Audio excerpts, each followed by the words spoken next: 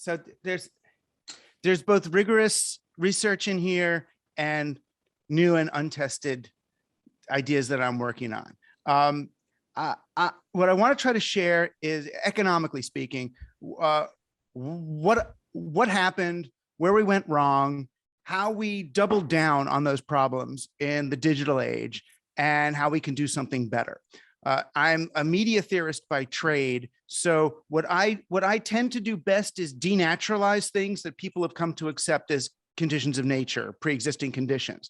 So I really like, and by denaturalize, I mean make people realize that this thing that they thought was just default reality is a creation, is an institution, is something that people made.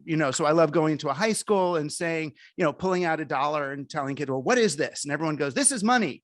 And I go, well, is this money, or this is paper that we use to represent money, and to help them see that things we accept as the only way are not generally the only way. So I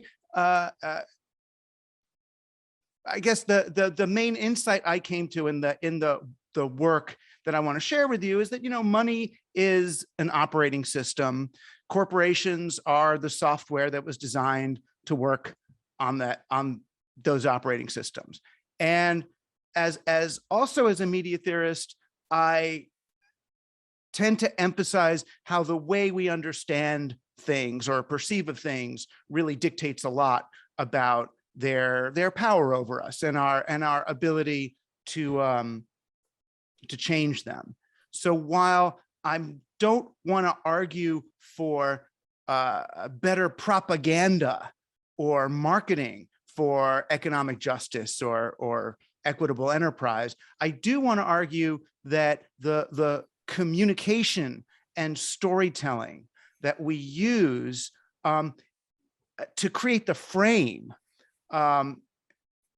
really does determine a lot about the way human beings will understand themselves as economic actors. So both the story we tell and the kind of story, the shape of the story, the structure of the structure of storytelling that we use will determine a whole lot. So what I'm testing is the idea here that our narrative is the same thing as our theory of change.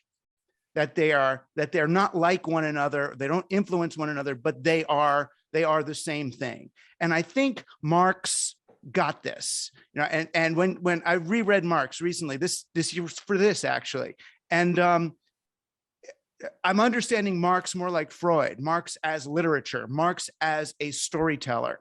And I think the story he told, it worked as a theory of how we got here, but it didn't work as a theory of change, because it was arguing for something that to me seems like a return back to the garden, but at scale.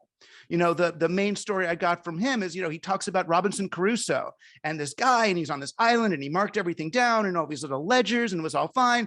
All we have to do is now do Robinson Crusoe writ large for all of our society. And it's like, where's that ledger? Where's that ledger? And now, of course, that ledger is supposed to be the friggin' blockchain. Give me a break. But but I don't think that more top-down organization is the way that works. So it's great. It's great for getting us from utility value, use value, and social economic interaction to market exchange or to market and exchange value, and great for understanding structures of power. But he doesn't look at how values, and this is what I want to get to, how values are embedded in the landscapes where we function. And the opportunity that I think, and this is because it was my path, I guess, but the opportunity now, because of code, because of living in a digital age, many of those values, those embedded values, become more apparent to us as with a coder's frame or a digital frame. So it's almost like a corollary to the way critical race theory now understands repression as a non-personal structural phenomenon. I think people are ready to understand economics that way, not as the capitalist repressing me. And the last part of what I want to get to, though, is that we solve for the embedded and depersonalized systemic and structural problem through repersonalizing our exchange, relocalizing, recommunitizing. And that's why I ended up doing, these years doing my Team Human project. Is all about how do we rehumanize and repersonalize everything. So my actual rigorous research here, and I can even use a screen share for that. So the rigorous work I did was looking at, I went as far back as late medievalism in order to understand the fabrication or the creation of central currency and the corporation as media. Because that's what a media theorist does. It's like, who made this? What were the conditions under which they made it? Why did they make it? What were they trying to do? Even if they've long since left the building. So I looked at this period of time, what I'm calling the artisanal period, because it sounds nice, but I don't want to make it too Garden of Eden-y because it wasn't necessarily that fun. But this period right after the Crusades, when all the soldiers got back from the Crusades, they had opened up a whole bunch of trade routes, and they brought back with them a lot of things that they discovered from the Moors. And one of those things was the bazaar, or what we called the market. And so that's really when in Western Europe, we started to see marketplaces arise outside towns and cities, where people became less dependent on feudal lords. Instead of just bringing all their stuff to the lord and the rest of it for subsistence, they started bringing stuff to the local marketplace and exchanging with one another. So the marketplace itself was a Moorish innovation. Among all the other things they brought back, like new ways to mill their grain and everything else. Really, I would argue that the bazaar, as what they saw at the bazaar, was something that they wanted and didn't have. And the other great technology, if you will, or medium they brought back with them from the bazaar was market money. Now, they didn't understand the full system. They didn't understand the millet system of money, which was what was being used there, but they did see money in action in the bazaar. And they generally innovated with two kinds of money. One was market money, which was that, like poker chips that were issued in the morning and then they expired by the end of the day. And the other was grain-based currencies, which were these little, basically when you brought your grain to the grain store for storage, you would get back a receipt for how much grain you left there. And that receipt would actually have perforations on it. Sometimes it was on foil, it would have perforations so that you could spend the grain that you stored without actually trading the grain, and people knew pretty much what grain was worth. And both of these kinds of money, well, one of them expired at the end of the day, and the other one had demurrage built in, right? It lost value over time because the grain store had to be paid, and some of the grain was lost to rotting or spoilage or rats or whatever. So it was money that lost value over time. So it was biased very much towards circulation and away from hoarding, away from holding. There were other monies, there were these sort of long distance gold coins and things, but no regular person could really have that, these long distance. I mean, a few merchants might have it, but it wasn't, no one had gold. So this stuff actually allowed for what historically could be argued was the greatest natural organic period of economic growth that we've ever seen. In other words, not the sort of artificial growth that we see today, but growth in real people's income and quality of life. Women got taller in late medieval England than at any time in history up to the 1980s because they were eating well. People worked 3, maybe 4 days a week. They made their own hours. They were actually doing quite well. Yeah, they died of diseases and horrible things, and people got in sword fights or whatever bad Game of Thrones stuff might have been happening, but at least economically, these innovations really did help.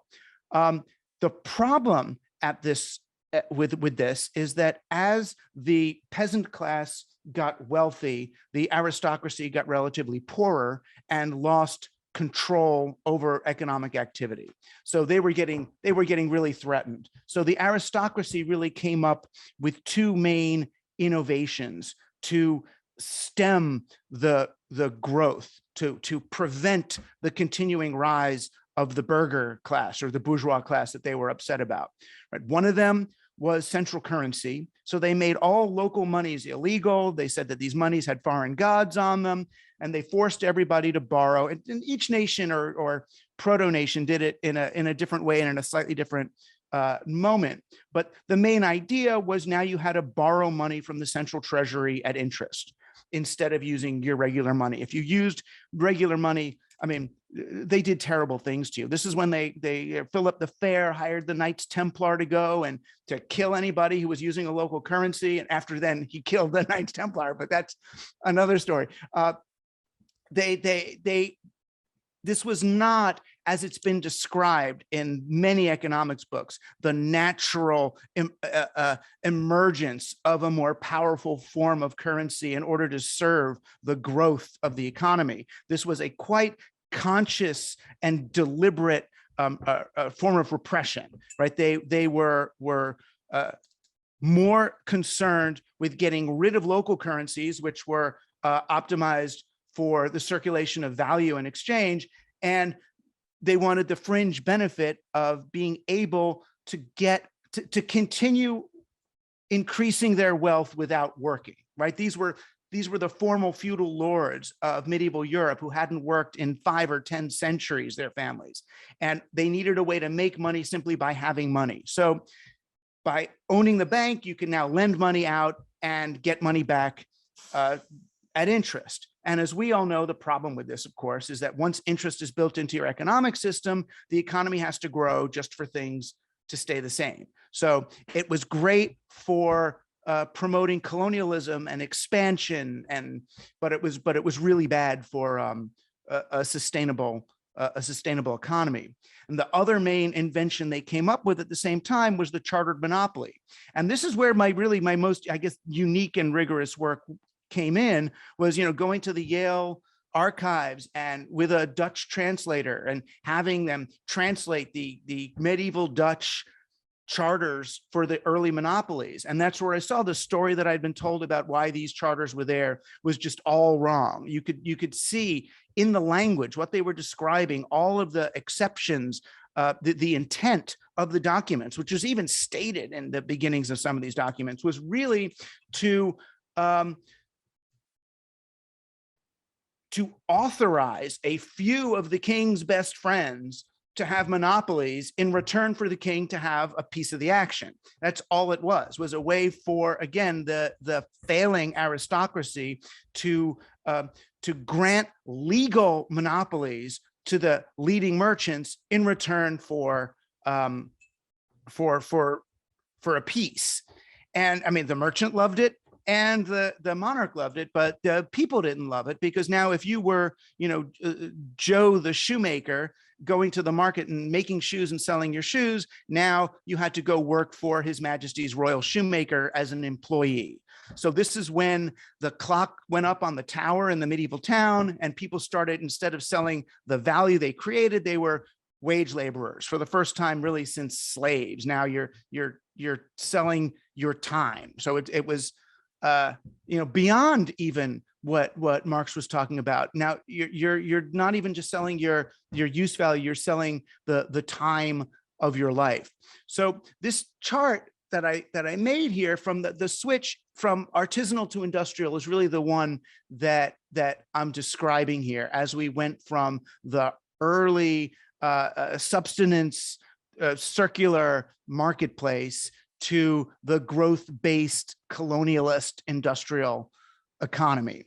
I mean, and we've all read how that worked, but really it was moving. And I tried to draw it in a shape. We went from the dot, which is just everything's just the way it is. I just want to stay alive and keep my family going, to this upward growth, linear, not exponential, but regular linear growth.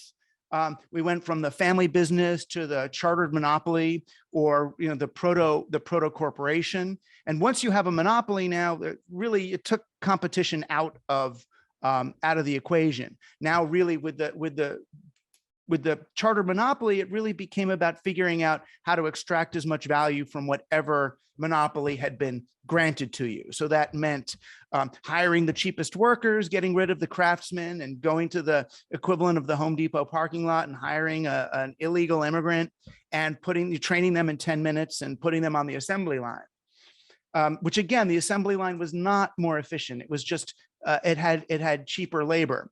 Or the big form of extraction that we started to see then was when the merchant ships would they would start paying locals. They would start paying natives for something, like Dutch East India Trading Company was paying the natives of one island or another to make rope for their boats, because the natives would go get whatever the hemp and the straw and all and make the rope.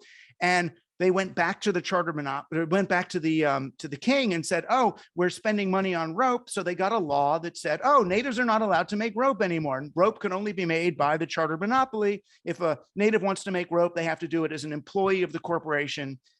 And that's why we had the American Revolutions, because we weren't allowed to add value to fabric. We had to ship our cotton back to England and let them fabricate it and then bring it back here and sell it to us. So it was the way these companies grew was not through competition with one another. It made the best company win. It was through getting laws written for better extraction. And of course, you'll see even where that goes is when laws become code. We see companies today doing that same game through code. We went from the market money, which supported trade between people, to central currency, which is a tail wagging the dog. This is, in some ways, this is the first going meta, if you will, on money, right? So there's money, which is used for exchange. Let's go meta on money and learn how to make money with money. Right? It's the first Web 2.0. We're going to be the aggregator of money. So from a narrative standpoint, you could basically see going meta is usury. That's what going meta is in this context. Going meta is the beginnings of usury. We went from direct investment to stock markets. Stock markets are going meta on the market.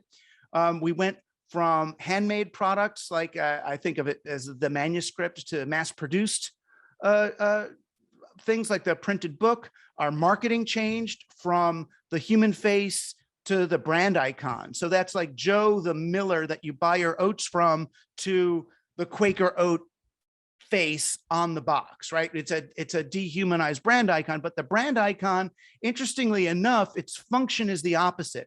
The human face, and Marx does talk about this, the way we look to each other and look to objects. It's sort of a commodity fetishism.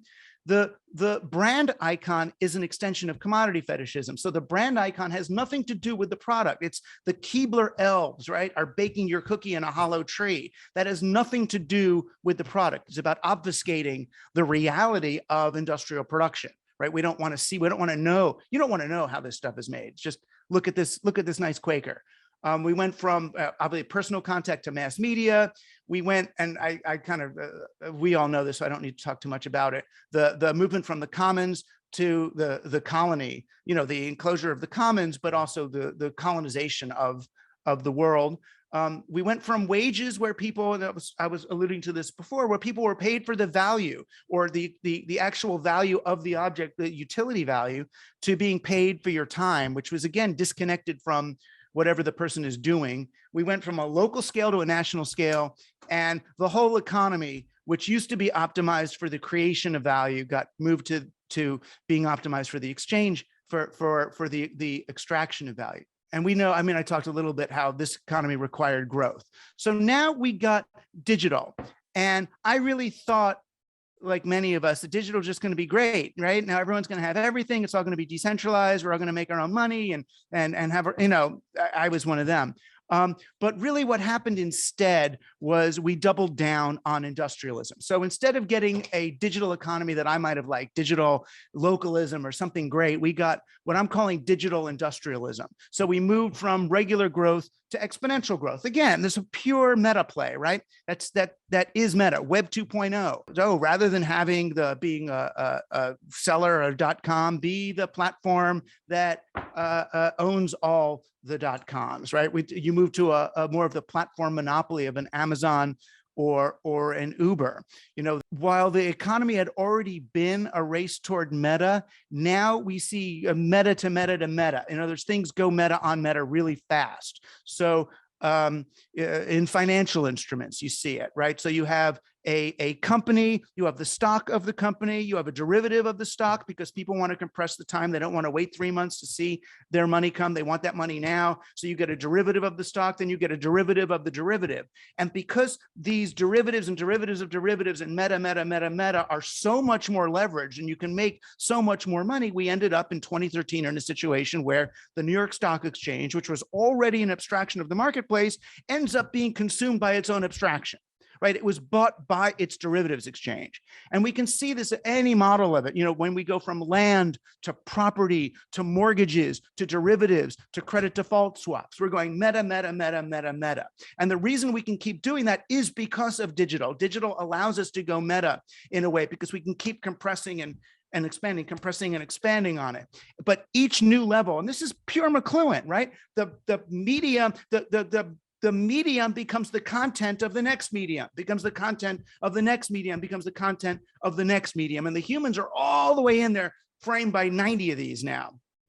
So the original, and the other big important thing here is that we move from laws to code, right? So where British East India Company may have inspired Walmart to lobby for the most extractive policies possible, Uber and Amazon end up doing it in code. But the drive is the same. It's to extract value and deplete the marketplace. And ultimately, the fringe benefit, I guess, is you destroy the planet and create new markets for other things that you can make. But because none of these companies are really dealing with competition, they're dealing with marketplaces that they own. They do the same thing that the British East India Company did to America and the Dutch East India Company did to its regions, which is look at how do we extract the most value from this place and deplete the marketplace. They take all the chips off the table, which of course is dumb for long-term business, but they can't really help themselves from doing that. So on the chart, really, it was just looking at how we went from chartered monopolies to platform monopolies and central currency to derivatives, stock markets, and we all know to algorithms. It's interesting how when we move from mass-produced items to replicable items, we see the zero marginal cost possibility, but no, it's really just a new way of extracting without paying. We moved away from brand icons right to big data, from mass media to apps. I called it colonization to privatization. Privatization is what I see as the movement to now, as towns get so poor from the extraction, we're just going to sell the bridge to Amazon, the privatization of even the public place. We went from being paid for value to being paid for our time to being, I'm just calling it not being paid, right? Just to being are truly underpaid. Scale went from national to global. And as an ethos, we went from extraction of value to destruction of value, which really just means disruption, right? How do you destroy the marketplace and extract meta value from having destroyed the marketplace? But it's more like the mob destroys a restaurant than it is a new restaurant coming in and replacing the old restaurant, right? It's a level of abstraction and I would argue a dangerous level beyond that.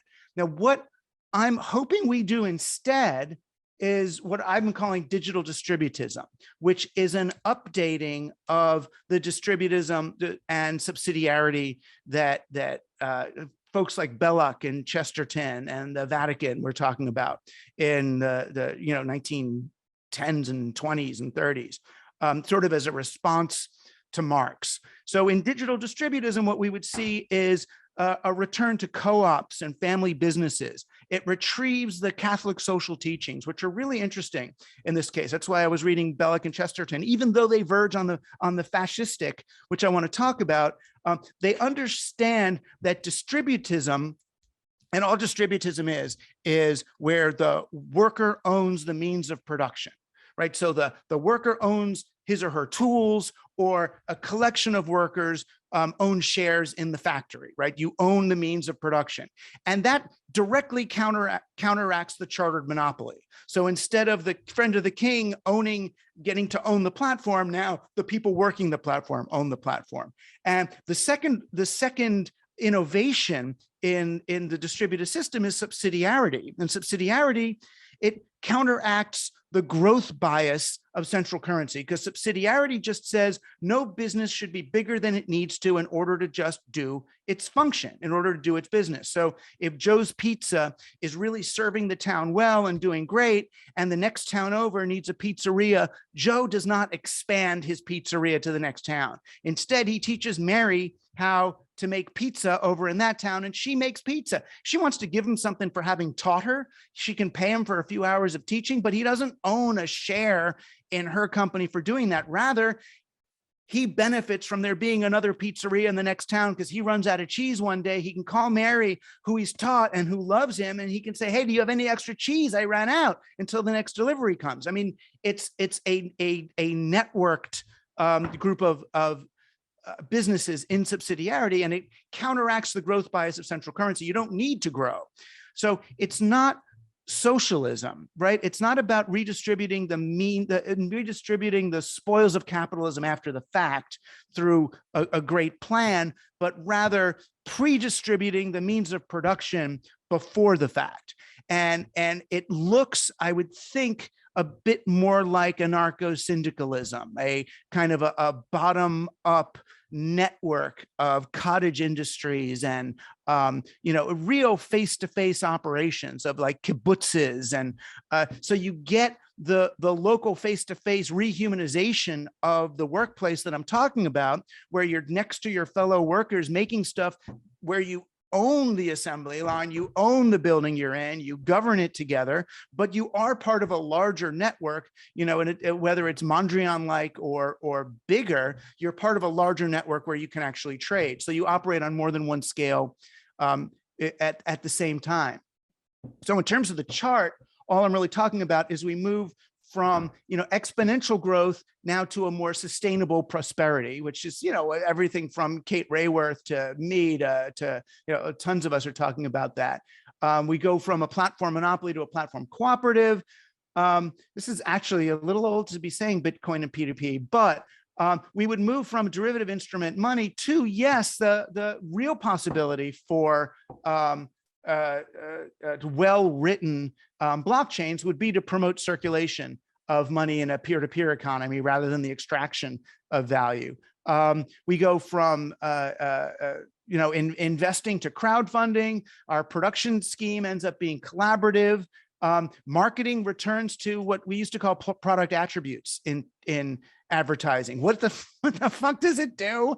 And where does it sourced from? How do we treat our labor? Are you sending little African kids into mines at gunpoint to get the rare earth metals for this product or not? We go to networks. We get things that we've been talking about here. Public commons. Wages are understood as a value exchange. Our scale is strategically bounded. And this is something that most of the economists and business people I'm talking to don't seem to understand, is that you're not bounded by necessity, but you're bounded strategically. And when you are bounded strategically, and this is what the Collective Courage book really showed so well, is you end up with all these great fringe benefits. So the example I always use is the American steelworkers. When they were looking where to invest their retirement funds, they decided to invest in construction projects that hire steelworkers.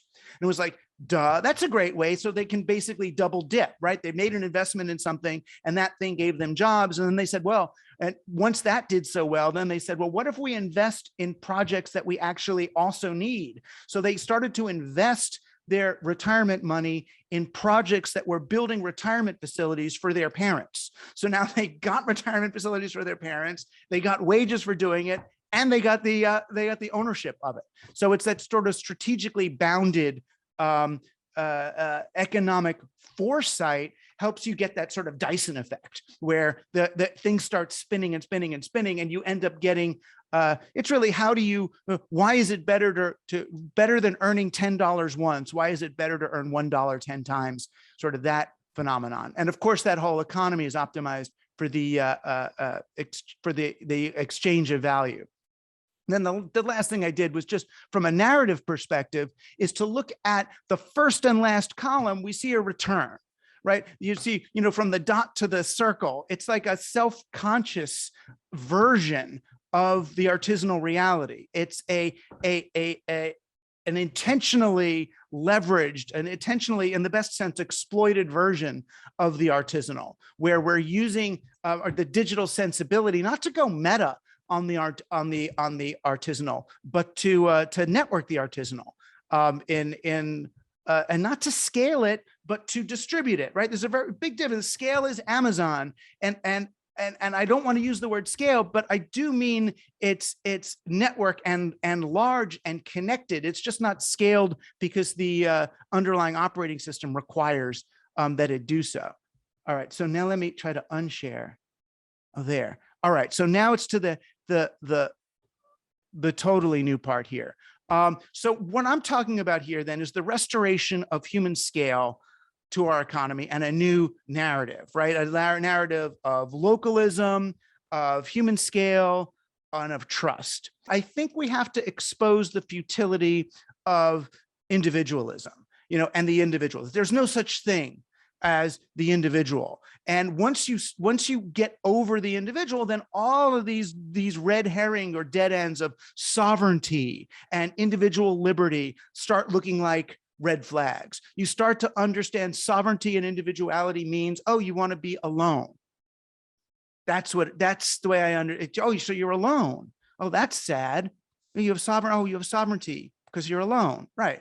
And third, rather than attacking the power structures, which reify them, I think we simply deflate the power structures, which are so much easier to do and simple and incremental. If you help people buy stuff from each other rather than Walmart, then Walmart just deflates of its own accord. They might fight through courts and do all sorts of things, but if we do it incrementally and relocalize and circulate, and we use the net as necessary for syndication, and we start to then demonstrate to people the power of a more bounded economic. The other possible narrative, other than this one that I was exploring is the better Bitcoin blockchain NFT metaverse narrative, where Zuckerberg was hinting at this. And not that we can take anything at face value that he says, but he was hinting at the idea that Amazon and the Apple iTunes and Google are still platform monopolies. And Facebook has kind of been operating as a platform monopoly till now. But now when we go to the metaverse, we're going to be more NFT distributed based. So rather than creating a monopoly platform that you're all going to have to be on to be in the metaverse, I'm going to develop these open source protocols that are going to be the ways that you all interact with each other. And I'm going to take a small fee from each protocol, that, a 1.5% fee on the protocols rather than a 20 or 30% fee of the platform. I mean, unfortunately, he's not a trustworthy actor, so I can't buy that. But it would be, if it was true, a protocols-based digital economy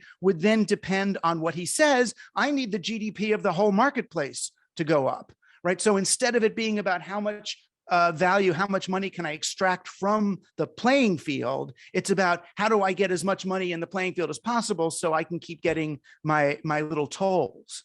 But this whole, I mean, the problem for me with the Bitcoin blockchain NFT metaverse solution is that the blockchain in general, it substitutes for trust rather than engendering trust between people. It focuses on the individual node. It focuses on IP and sovereignty rather than sharing and solidarity. You know, it's this sort of NFT Substack balkanization of everything to a granularity of one. You lose the magazine, you know, and the magazine is like the small town. The magazine is the group, the collective, you know, and the other problem with it, and I get it, on an unjust system, you want a ledger to show who is stealing all the money. I get that. But the whole idea of deciding that the ledger is the key to equitable enterprise is really wrong. All it means is that everything is really well recorded. So your exploitation might be really well recorded, but on the ledger, there's no wiggle room. You know, wiggle does not equal corruption. You know, and that's where I think we've got this big mistake, that if you have wiggle room, yeah, you're going to take a little petty cash and do this little thing. It's to make room for the worker who's not pulling their weight this month, but maybe will next month. For let's produce some books that don't really make as much money because it's good for the overall quality of the publishing house. There are all of these intangibles that you don't get if you haven't figured out how to demarcate them on the blockchain, and you end up losing all of these human values that haven't been put on. So I really reject the sort of Jaron Lanier idea of let's just get everything on the books. I'm saying, no, maybe we have to get a lot of stuff off the books and acknowledge that it's not there. It's sort of like, it reminds me of like, putting all your economic activity on the blockchain is a bit like filtering your music through auto-tune. You know, you're gonna miss the stuff that's in between the notes, all the soul, all the human parts of it. I mean, I could see putting things on the ledger when you're working at scale, but and I could see why the blockchain is the solution for the true Marxist or the true capitalist, but not the true humanist. So finally, I'm interested in changing the shape of the story, the structure of the story, rather than the content of the story, right? The dominant narrative is winning. It's retirement, it's salvation, it's apocalypse and judgment, right? It's always about how can I earn enough money so then I get to stop and live off the money, right? Because no one's going to take care of me when I'm old, so I got to make enough. I mean, what creature in the universe stores up enough food to then just live off that pile of food, and it's just insane, right? It does, but that's where we are, because there's no one to take care of us. But this idea of, so you've got to win, you've got to get to that place, and then, right? Or you get to that place, so then you can be judged well in the apocalypse. And even philanthropy falls into that trap, right? All these philanthropists, they're very, very happy to give money for the new thing. This is the new thing, and put their stake in the ground. No one wants to pay for sustaining. I can't ever get money. I can't get $200 a year to sustain my seminar program at Queens College. I could more easily get $200,000 to build a new room to do my seminar in than I could get $2,000 over a year to run the damn thing, right? So no one puts funds into programs, into ongoing things. And that's really a mirror of capital gains. You know, it's a mirror of our tax system, where capital gains are rewarded with low taxes, but dividends, you pay high taxes. And even it's a legacy, a continuation of this IP-based new things understanding of the world. The only place where charitable people think about giving sustainable instead of capital is UBI, right? They're going to do UBI. Why? Because the one thing they're willing to give to people is the high-tech thing that they see as worthless, the non-IP, the non-ownership. That's the sustainable funds. Okay, well, maybe we'll just give a little bit of that, right? So narratively, that means removing time and goals. And that was why I wrote that book, Present Shock, and moving into something more like presentism and experience. It's not about having enough money in order for that future thing and your retirement, but what is my experience of money? You know, how do we go from winning to nurture as the key value? That's where, you know, Riane Eisler's work is really good in that sense. She's got a lot of good language around that. She did Chalice and the Blade, but she also did the partnership economy, something like that now. How do you go from this idea of winning in order to be able to rest to nurturing in order to be in a living state of safety? How do we get from freedom and agency as our economic goals to solidarity, to the rolling debt jubilee as a model, understanding how, it keeps feeding back into itself. It keeps feeding back, which is really way more of an infinite game than it is freedom. You never get there. How can we increase people's tolerance for, you mean we keep going? We sustain this? It just, you don't ever come, you don't ever see God, you don't ever win. No, you don't.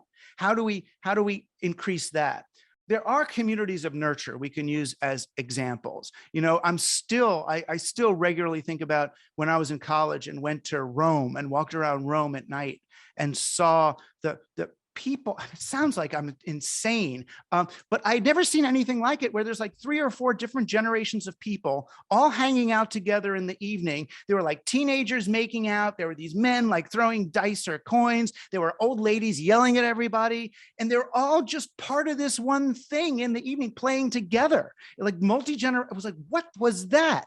And it was a community of nurture where it's not that there was nowhere to go. It's that you were already the place to go.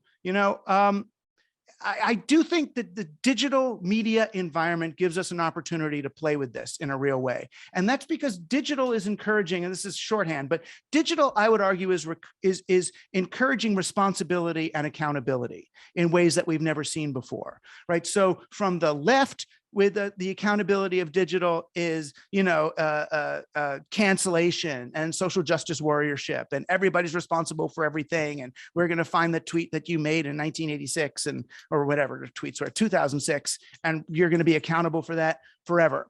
And from the right wing, the accountability takes the form of sovereignty, right? You own your own words, not just because you're in trouble for saying it, but because you own the IP of your own words. But this sense of accountability from the digital environment can also translate, I'm hoping, into a sense of responsibility for one another, right? That's television taught us sort of Marlo Thomas, Oprah Winfrey, hands around the world. Why can't we all get along?